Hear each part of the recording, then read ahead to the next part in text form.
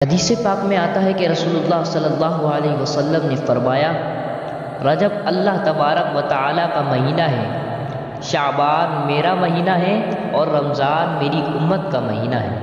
اہل اشارہ صوفیاء کرام کا فرمان ہے کہ رجب میں 3 حروف ہیں، را، جیم اور با۔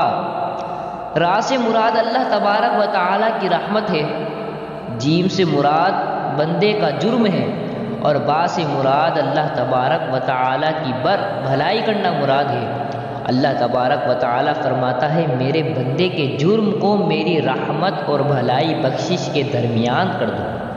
حضرت ابو ہریرہ رضی اللہ تعالیٰ عنہ کی روایت ہے کہ حضور اکرم صلی اللہ علیہ وسلم نے فرمایا، جس نے 27 رجب کو روزہ رکھا اس کے لیے 60 ماہ کے روزوں کا ثواب لکھا جائے گا۔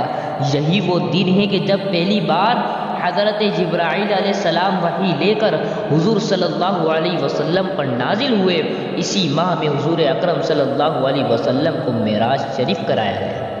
حضور اکرم صلی اللہ علیہ وسلم نے فرمایا، یاد رکھو رجب اللہ تبارک و تعالیٰ کا سب مہینہ ہے، جس نے رجب میں ایک دن روزہ رکھا ایمان کے ساتھ اور محاسبہ کرتے ہوئے تو اس کے لیے اللہ تبارک و تعالیٰ کی رضوان اکبر سب سے بڑی رضامندی لازم ہو گئی۔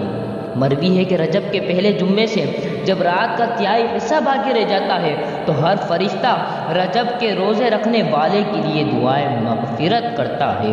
حضرت انس رضی اللہ تعالیٰ عنہ کی روایت ہے کہ جناب رسول اللہ صلی اللہ علیہ وسلم نے فرمایا، جس نے ماہ حرام میں 3 روزے رکھے اس کے لیے 900 برس کی عبادت کا ثواب لکھ دیا گیا۔